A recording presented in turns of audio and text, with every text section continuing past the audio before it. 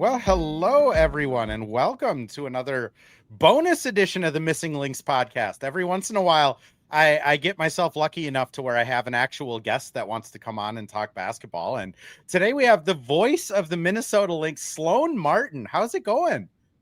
Doing great. It's a beautiful day here in San Jose, not San Francisco, in case people forgot. But we'll see if the Lynx are going to wrap things up just in 2 games or if we'll be back at Target Center sooner rather than later. Yeah. Be honest, was it a little disappointing having to go to San Jose instead of San Francisco and not being able to play or watch them play at Chase Center? You know, that's a good question because you want to be a team at their best and not have there be any other, excuse or other circumstances that could affect this. Of course, Golden State, setting the attendance record, which is great. Having been in that building 2 times, it is a difference maker. It's great. And even Cheryl has said, how great for that area and that region to finally have a long awaited WNBA team. And they are showing out. Now, I'm curious. I feel like it still is going to be quite a strong home court advantage. Yeah. I have nothing to base this on except for that I'm from Southern California and people are just used to driving long areas or like long distances. So maybe, usual fans, whether you're in the East Bay or San Francisco, wherever fans are kind of coming from, that's my inkling, but maybe it could be the opposite because we're talking about, I have to literally check what day it is. We're talking about a weekday. We are talking about, drive time and just other factors that could be, but I think Minnesota should be preparing that this could be the same raucous atmosphere, even if it's not at Chase Center. Well, and where the Sharks play in San Jose, which the arena is escaping me, but they center. Got to get that into my head. Yeah.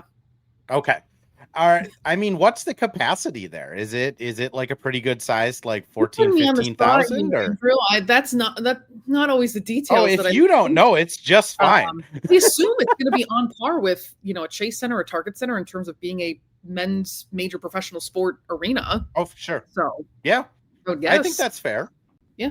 I'd love to get your thoughts on it because, Golden State, I think towards the end of the season, a lot of people were just kind of worried of like what the Lynx headset or kind of headspace would be on. They were 6-5 to close the year, injuries. I kind of chalked it up to they hadn't really had to play a meaningful game of basketball since July. And at some point you're going to slip off a little bit when other teams are fighting for their playoff lives. But what were your kind of general takeaways from that game 1, kind of dismantling the Lynx gave Golden State? Well, I thought that was a statement. And for the exact reason that you're talking about is that Lynx, for a long time, they locked up number 1 before we even got to September. It felt like a purgatory in a kind of way where it's like, yes, we have goals, but we're also trying to, rest some players and think about minutes and trying to balance all these different things. And they weren't 100%. It was just kind of a weird or maybe even a little bit of an awkward time for the Lynx. And I thought to come out and have this dominant, this decisive of a victory against a team that does play extremely hard and has such a set identity, even though they're without their 2 veteran players. They have never made that an excuse this season either. Mm-hmm. And the fact that the first 3 games of the regular season had been much more competitive, where Minnesota needed some kind of run or burst in the second half, where there was 1 quarter where things kind of got away from them a little bit and they had to really battle back, whether it was at Target Center or at Chase Center. Now, the last 2 obviously have been certainly more one-sided, significantly so in that playoff game. But I thought for people who may have been questioning the last couple of games and what's going on here, are they as sharp as they should be? This was a resounding statement, I thought, to say, like, this is who we are and we're that team. It was shocking watching it. We were both there. One, Lynx fans, you guys are incredible. The amount of noise that was in that building is I still saw many pink wigs too. I credit the people who are going to be holding on to that. I expect to see them in the semifinals and then up to the finals as well. We're going to be seeing them next year, the same pink wigs. But loudness aside, I wrote on it last week of just kind of who are the Valkyries, right? And they have the number 3 defense. They are the best paint defense team in the league. They allow the least amount of paint points, lowest field goal percentage allowed in the league. They don't turn the ball over a ton. They're this really kind of disciplined team that prides themselves on being really, really good at certain aspects on defense. And then on offense, even the people from the Golden State media I was talking to were like, yeah, they kind of just chuck it and hope that they get hot some games because they don't have the penetration. And the Lynx just kind of, I doubt it was Cheryl's game plan to go directly into their strength and just kind of, kind of ram it down their throats of like, oh, we're gonna just score inside because that's what you're good at, and we're making this a statement. But they scored 44 points in the paint. They seemingly broke their zone defense within about 3 or 4 plays, causing the Valkyries to just throw it aside. And on offense, they really didn't have anything going. Veronica Burton had 7 turnovers. It seemed, sitting in the press conference after the game, it just seemed like, what on earth can this Golden State team even do to fight back? Which I'll be honest. I recorded after the game with Kenzo Fukada, a Golden State Warriors and Valkyries reporter, and he was kind of in the same loss of like, yeah, I don't know what they do to even get a game this series. What's your thought on that? Do you think there is a path that they can get a game other than just like a historic shooting performance where everything's going in? Or do you feel like this one's kind of just the Lynx, as long as they take care of business, it's going to be a 2-game series?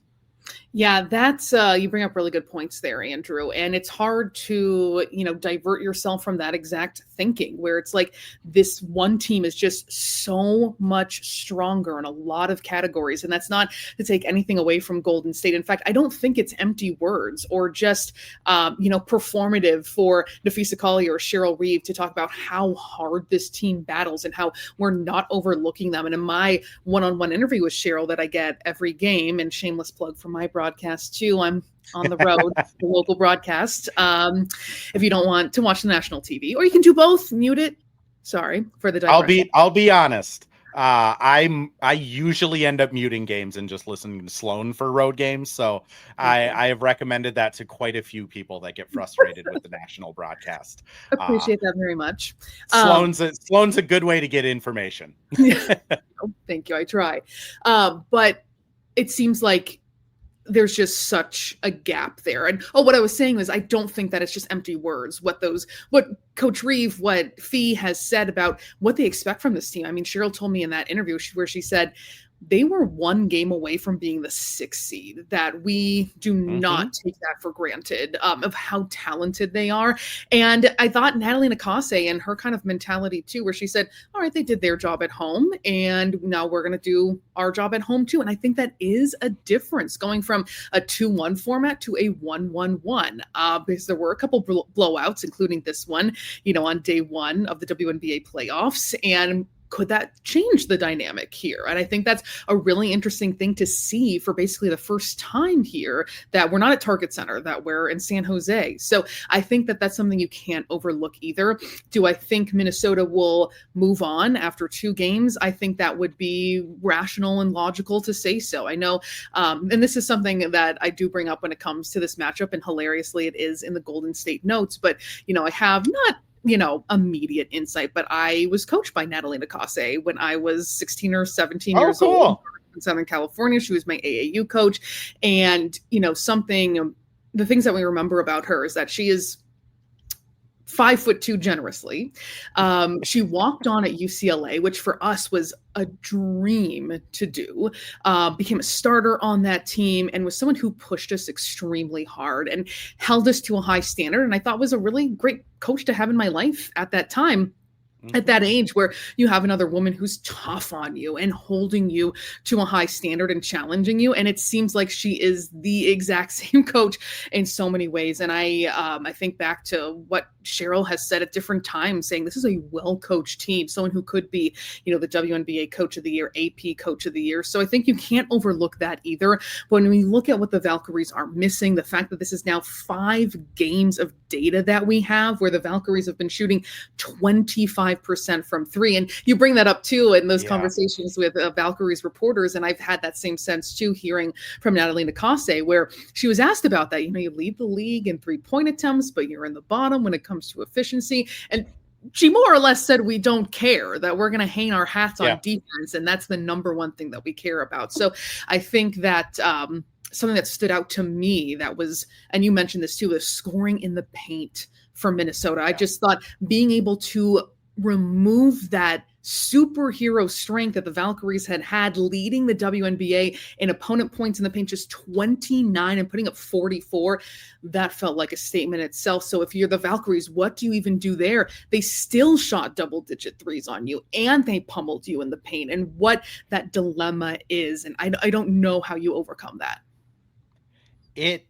I will second everything you said about Natalie Nakase. The respect she has from like the Golden State media. I mean, everyone I spoke to had nothing but high things to say about her, that she's like instantly endeared herself to the entire like city of San Francisco as well. I thought was like, good on you. Cause you know, it's hard to just go in and just instantly get yourself over with a new fan base, but she seems to have done that. No, for sure. And like, she is someone who has grinded to get here. Like I think about half a lifetime ago, plus a couple of years. I mean, there was max D3 players, 3 D3 players on our team. And then she grinded it out in the NBA, got herself on, Becky Hammond's staff. So this is someone who, is really embracing this opportunity, and just, she's motivated. I mean, she's a fiery kind of person. We saw her get teed up, and we saw her with, a pretty strong reaction to the post-game press conference as well. This is a very competitive person. It also says a lot that, I mean, expansion teams, they are what they are, right? Like there's kind of, I feel like it's kind of dismissive when they say it's a bunch of just 6 players on a roster that came together, because like Veronica Burton has proved that she is starting caliber. Like there's something there. Thornton has proved that. Chechi, I think, could start for many teams in this league just because of her all-around skills. So I don't feel like it's just a bunch of bench players that have like mighty ducked it to the playoffs, but it does say something that she has been able to figure out how to get this team to play so hard for each other, and to kind of defy all the odds and make the playoffs. Because if you would have told me like 4 months ago that they would be a game away from the 6th seed and the 8th seed with a winning record, I would have thought something had to have gone wrong for that to happen, or like they traded for Alyssa Thomas.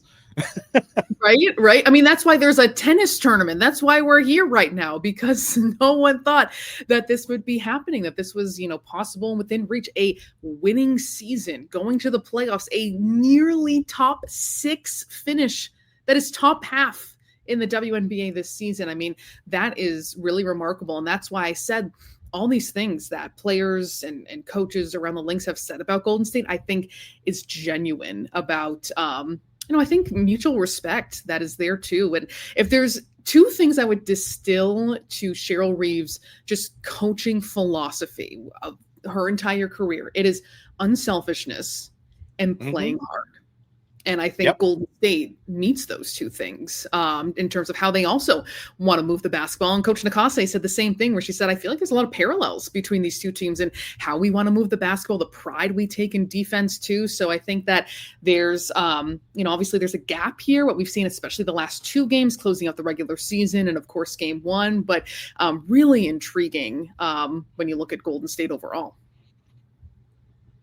It wasn't lost on me that when they had the expansion draft and everyone they picked, and I'm not going to like sit here and name names saying like, oh, this is a player that I wouldn't want in my locker room, because I just feel like that's probably not appropriate. But like everyone they picked, I kind of went like, oh, all right. Yeah, that makes sense. That's a good locker room person, good presence. Yeah. And then the next pick would happen and be like, yeah, all right. That makes sense. Another good locker room, good presence. Or like, leadership. He's gritty. She's a grinder. Like, okay, I can see what we're putting together. And even Cheryl brought this up before the last game, where she was like, this roster was highly criticized. Like people really doubted how many wins this team could ever accumulate. And then picking 5th overall, which makes me very curious about what this next expansion draft is going to look like. I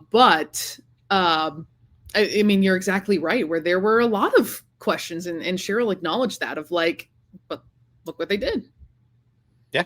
It just the parallel in roster building where Cheryl kind of does the same thing where, when you're looking a couple years ago and they sign Alana Smith, it's kind of like, all right, she's maybe not the best center in the league, but like seems like a cool person, good person, plays hard.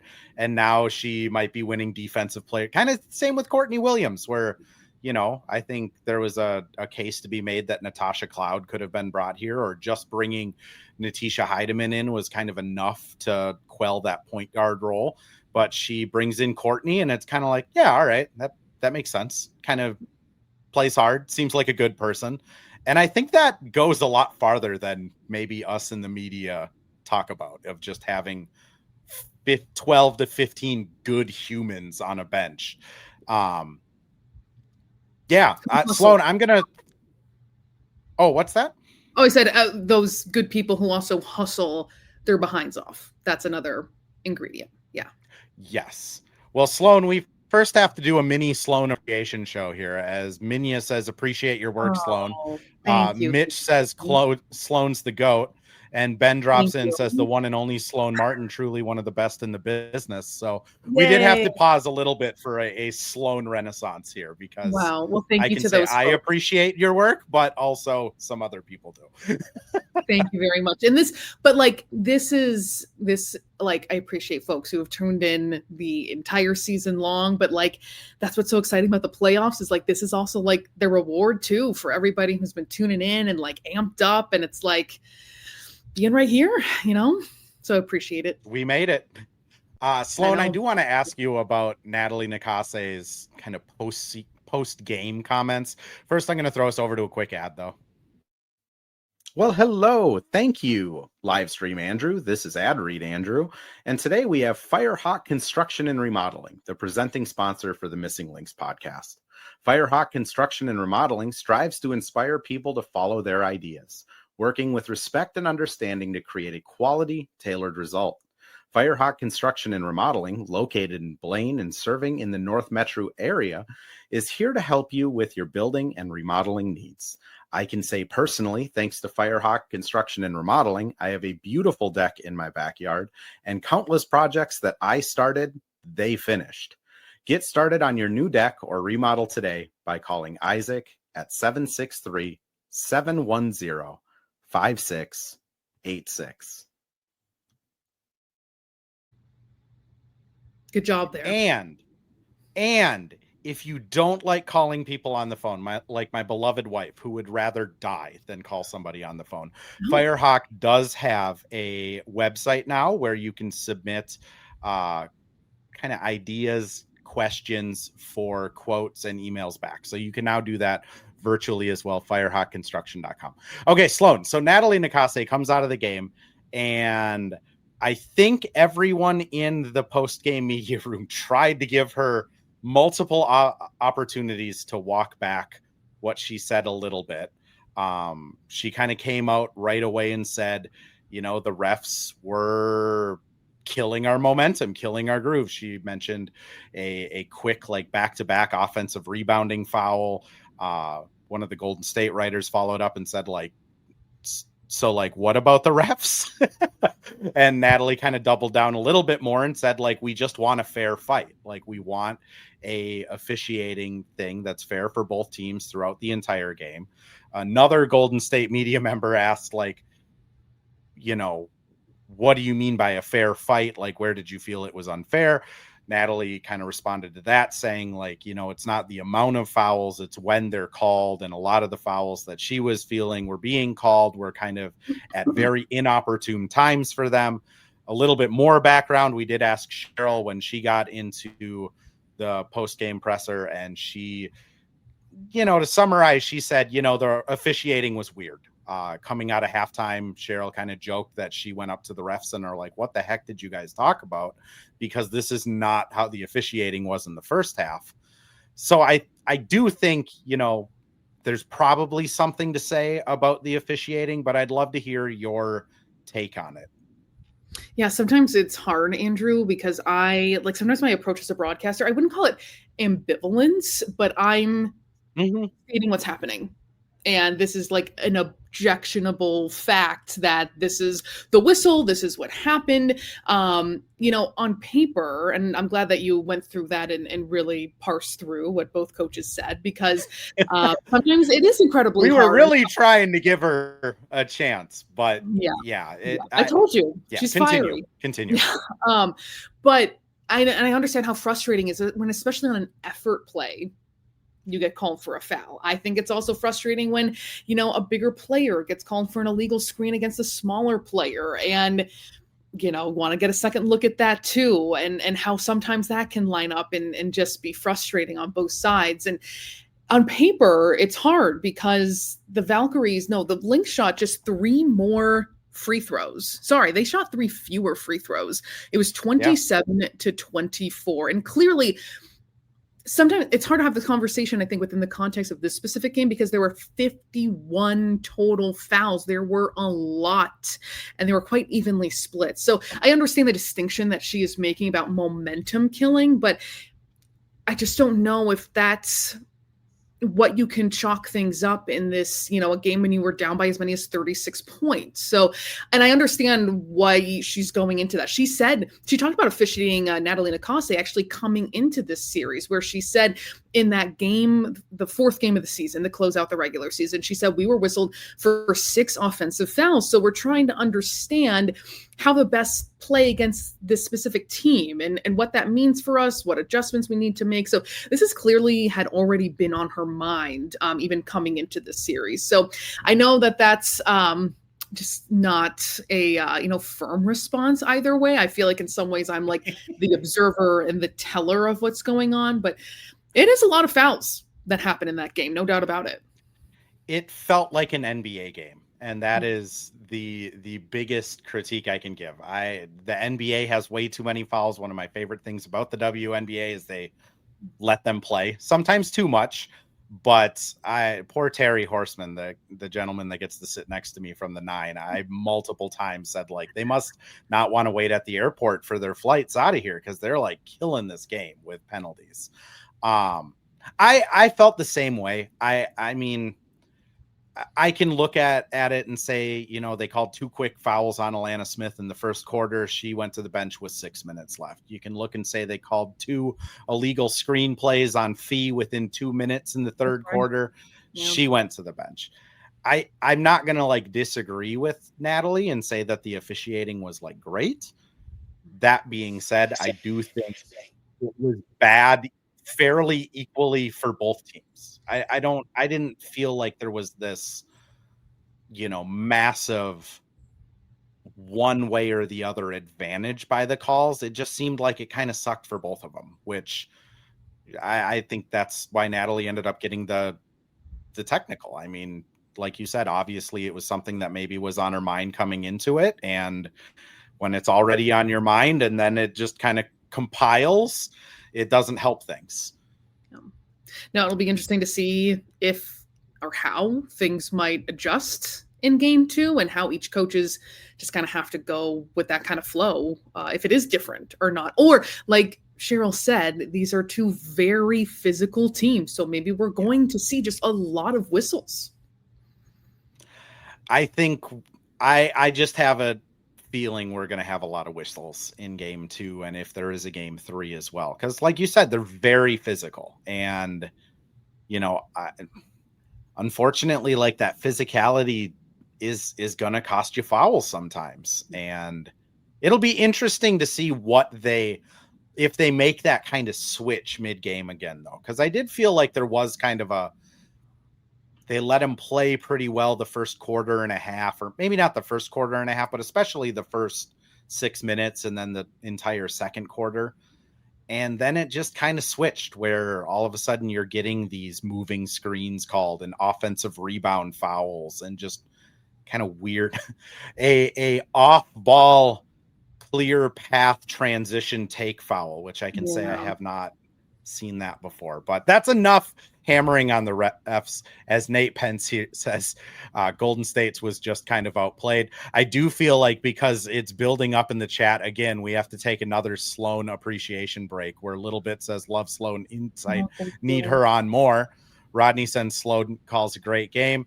And Andrew says, I thought we had one more great little Sloane thing. Well, we have 2 Sloane things. I was going to wait for 3. What I get from our chat is that live stream Andrew is great, and ad read Andrew has some serious skeletons in his closet. So thank you, David. I appreciate that. Sloane, I want to ask you a couple more things before I let you go here. Just, you've been around the team all year. I feel like both of us probably, after witnessing that first game, feel pretty comfortable that this team is locked in again and really pushing for a deep run.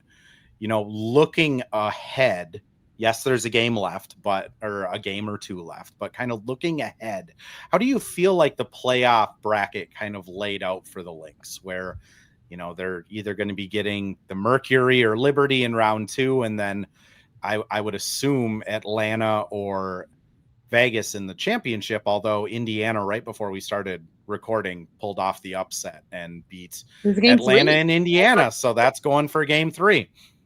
Oh, so that's what I mean, because that was decisive victory for the Dream, and then you go to someone else's house. That is very interesting. I had not checked up on that since we got here. When you look at the playoff bracket right now, it's extremely interesting. So looking at the New York Liberty, I just most recently, and correct me if you saw anything more up to date, but Sandy Brondello talked about Brianna Stewart's injury and said that her imaging was relatively clean, but still is a game time decision. And that seems, just from the outside, that could be potentially iffy is what it's looking like right now. That's significant for the New York Liberty. And that was a team that I felt like kind of drifted off toward the end of the season. They did not look like the reigning champions at most times, or a team that was hungry to be, back-to-back champions. And of course, they have been ravaged by injuries. They may have had, along with Indiana, the most starting lineups in the WNBA this season. So that's certainly a factor in how things have gone. But I think that they just did not nearly look as sharp as you would have expected looking at what this roster is. Now, when you look at Phoenix on the other side, and I don't really see a lot of people talk about Nate Tibbetts, but from my perspective, I think that he's done a really strong job in building this team, also with a lot of injury issues, of course. And even though Minnesota was able to overcome her and a really great Connecticut Sun team last year, Alyssa Thomas is not really someone I think you choose to face in the playoffs.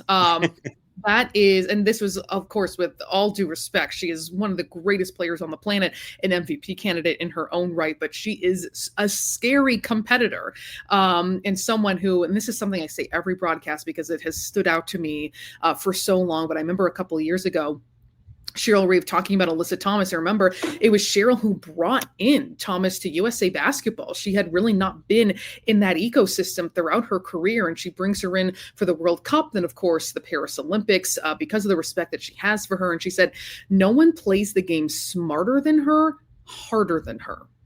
And I thought that sums it up right there. She's had, I believe, 4 triple doubles against the Minnesota Lynx. Now that goes back into what I view as another era of Lynx basketball before 2024, but still shows just the competitor that she is. And I feel like Phoenix has clicked a lot better in terms of their execution, their defense as well, as opposed to the Liberty, when you look at how that might match up with the Lynx potentially in the semifinals. I like that you brought up Tibbetts, because I agree with you. I mean, you look at a year ago, he had Diana Taurasi, Brittany Griner, and Tasha Cloud as kind of his big 3, none of which are with the team. And he's kind of just pieced together this team on the fly and has gotten them to work. And it's because of Alyssa Thomas. I mean, she is essentially playing point guard out of the paint on most of these possessions, which is not something a lot of WNBA teams go to. I mean, it's been fascinating. I guess, the Liberty, it's interesting because you're right. They've been injured all season. I feel like if there was proof that they sold their soul for the championship, maybe this is it, that all of these injuries just keep happening over and over again this season. The other side of it is just how many times do we see it in basketball where you have this super team, but they're not playing a lot of games together. I mean, Jones and Stewart haven't played a ton together. Sabrina's been in and out and has missed time. Emma still has only played like 2 actual games with Brianna Stewart. It's hard to see a path for them if Stewie's injured now, because I don't know what that team even looks like. How do you feel like between, I mean, again, the Dream lose tonight, but I think they'll still be heavily favored. The Aces, you got to imagine, would be heavily favored as well. How do you feel that series, if it goes into the Western Conference, or I guess they don't have Western and Eastern if it goes into the semifinals, the other semifinal plays out? So you're talking about if we see Vegas and Atlanta? Yeah. God, that's a very interesting one, because I still feel like even with a 16, is it now, game win streak? You're going to say what I feel every time I look at their record. So continue. It still is quite shocking to me. I mean, and it's interesting / just coincidental and funny how the Lynx have played a role in all of this. So it was that 30-something point loss where Jewel Lloyd went 0 for 10 and had 0 points. She goes to the bench. That helped uplift them. And then, of course, the 53-point victory. And that completely changed the entire season. But I think Melissa Smith has been an incredibly underrated impact player for them. So maybe she's only averaging, 10 and 5, but I think her presence is supremely important for the Las Vegas Aces. And this is even it goes without saying, just the tear, the heater that Asia Wilson has been on to try and uplift this team. Clearly over this stretch, a lot of numbers of unreal games, including against Minnesota. What was it? Was it 11 for 14 or 11 for 15? Just games like that, over and over again. But to see how they have transformed is still kind of shocking, still something I have to wrap my head around, frankly, based on the games I saw them, play against this top-ranked Minnesota team, where they were just frankly outclassed in several of those games. So, but they are clearly a team that is catching your attention. But Atlanta is also a team that is very intriguing in a dangerous way for the Minnesota Lynx as well, where they won 2 games this season. I think they're another team like Minnesota where they are unselfish. I have long thought that Alicia Gray is one of the most underrated players in the WNBA. She has always been efficient. She's always been versatile. She's always, to me, been a two-way player and someone who just goes about her business, and that doesn't get recognized enough.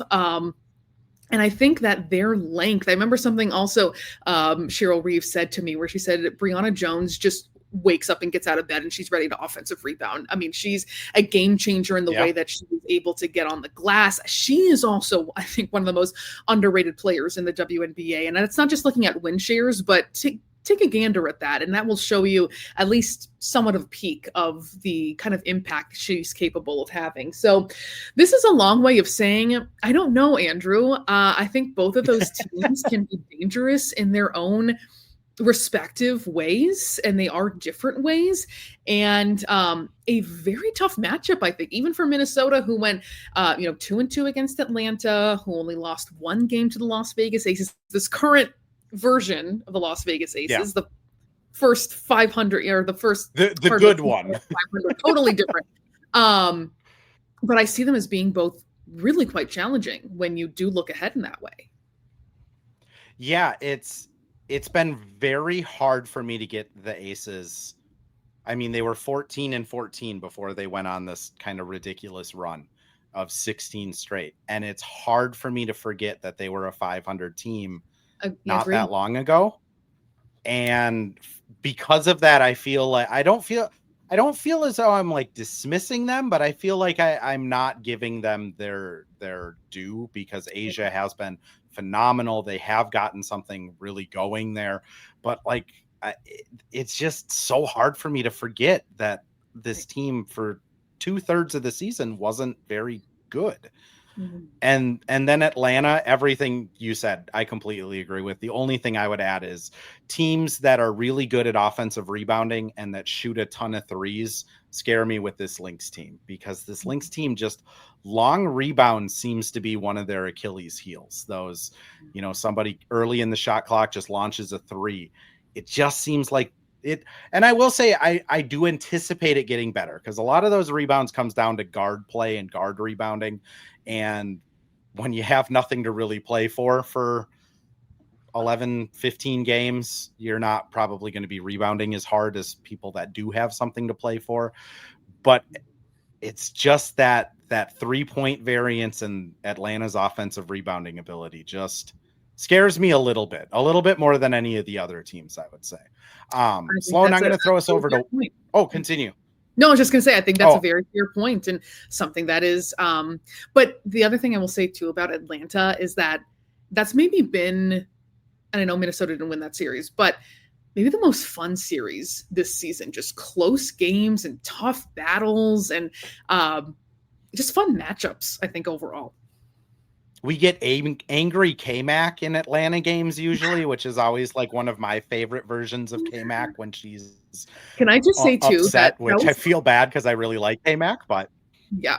Let me just say too that one of my favorite moments this season was, I think it was that first game in Atlanta, the one that went to overtime, where it is Ryan Howard versus K-Mac one-on-one. She is out on an island tie game, one of the great scorers in the WNBA, and K-Mac made that stop. And I was like, how cool is that moment? I still remember it. I replayed it in my head for so long after that. But I thought that was just a really awesome moment.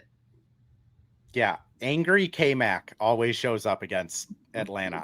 There must be some beef there that maybe if they get into the finals, I can badger her enough to figure out what it is, but it's my favorite version of her. Sloane, I'm going to throw us to one more ad, and then last thing I wanted to ask you, I prepped you for it a little bit, but I just want to hear, what are your favorite stories from covering this Lynx team? Because, if I consider my access of 40 to 50%, I get to be around the team, see the team, watch the games, talk to people. You're there all the time. So I'd love to hear your stories. But first, we do got to hear about Nate Pence. And we're back with another ad read.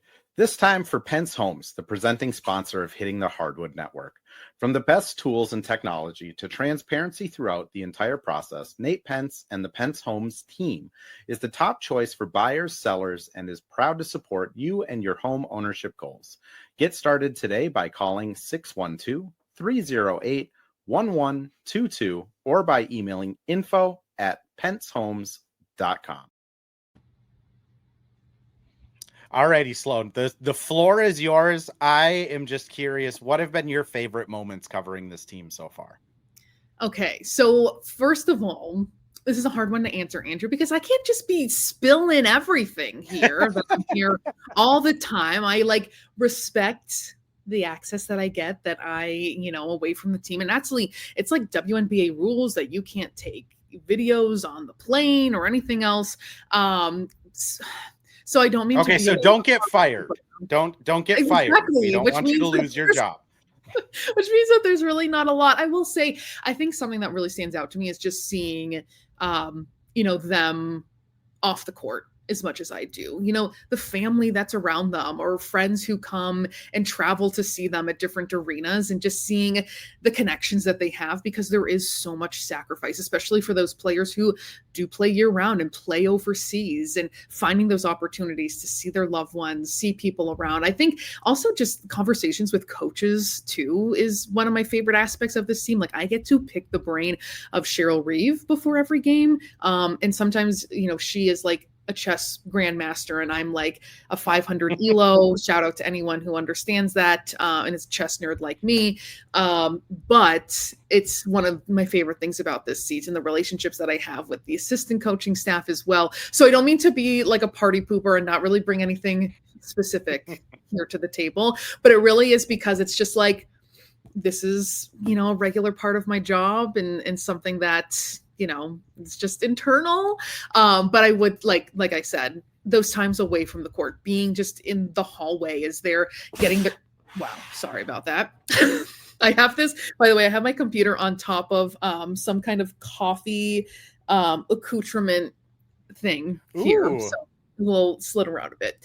But like seeing them just like in the hallway after games, or like standing behind them in line to get food, and like little conversations that you have and stuff like that. So I think being able to have those moments to be and feel really embedded with this team has been such a difference maker. I mean, also just doing games away off a TV screen is, let's just say, less than ideal. And, that's what the situation is. So for me to be here in person is something I do not take for granted. Not just like those extra little moments where, you feel like you're trusted is, that's really important to me. But also just like to see funny little things that happen behind the scenes, I'll completely agree with you on that. That probably is my favorite part too, of just like as the season goes on, even though I don't have your access, building little inside jokes with players and kind of having those relationships. If I had to say my favorite thing through covering this season, it's probably been the amount of coverage I've been able to bring showing Cheryl Reeve in a different light. Because anytime there's a clip of hers that goes somewhat successful on social media, I will get literal DMs of like, I didn't know she was funny. And it is kind of shocking that like she has this kind of, Greg Popovich type of persona where she's just this curmudgeon-y coach. But then when I get to see her and talk to her, I'm asking her if she'll dye her hair pink and like having more actual conversations with her. And I think that's been one of my favorite things this year, is just putting more Cheryl content into the world and seeing, even if it's just through DMs, the public perception of Cheryl Reeve change a little. Because I mean, I talk to Olivia, the Lynx's PR person, all the time of like, she could do stand-up in a different light. Yeah, if only things had gone differently for her. But I know. That's a really good point, Andrew, and hats off to you, like the times that you've gone there for sure. But I think, Cheryl is also different. She said as much too. And her players, I still remember asking Kayla McBride about her, Coach of the Year candidacy. And, her and Courtney have talked about how it's just different the way it is right now. Courtney was like, they told me that, since we've gotten here, it's been different kind, of Coach Reeves. So I think that is a really interesting progression and journey for her too, especially we should point out that last game, becoming the winningest coach when you combine regular season and postseason wins too. Just significant milestone for her, one of the greatest coaches of all time. But it's funny that you bring up Popovich, because it is the exterior, it is the gravitas that she possesses. See her as she's kind of the de facto spokesperson for not just the WNBA and women's basketball, but so many things. We talk about societal issues. I mean, unfortunately, this season, and I don't want to end on a down note here, but I thought about over the years, the number of times I have sat and watched Cheryl so eloquently, thoughtfully, just discuss awful tragedies that have happened. And the way that she's able to do that with so much reassurance and trustworthiness and using her voice in this community that's been her home. So that, I think, is, that's always been a staple of hers. But you're right. I don't know. I'm glad. I'm going to jot that down, remembering that conversation that we had. And she said, without even a beat or a breath, when we win a championship. Didn't wait at all. I mean, she's had other ones where she's so sarcastic, which I appreciate a lot. The other thing that's interesting is I joined this beat last year too, same time Courtney Williams did. Honestly, like Courtney got signed, and then I think I got told I was getting Lynx credentials like maybe a week later. But talking to some of the people that were on the beat longer, they kind of say the same thing. It's like, oh, this is a different Cheryl nowadays. And I'm just kind of sitting here like, I don't know, like this is the only Cheryl I've really known. So she seems cool, but it is interesting how people progress as they get further into their career. And yeah, it's been really cool to see the different side of her and the internet kind of change a little bit too, being a little more pro Cheryl, because everyone needs more Cheryl Reeve in their life. Who would not? I mean, also, like, I know you talk, like, obviously her personality, and I talk about my one-on-one chats with her, but there are times where I'm just enthralled hearing from a basketball savant and one of the greatest of all time. Just the amount that I have learned from her is just remarkable.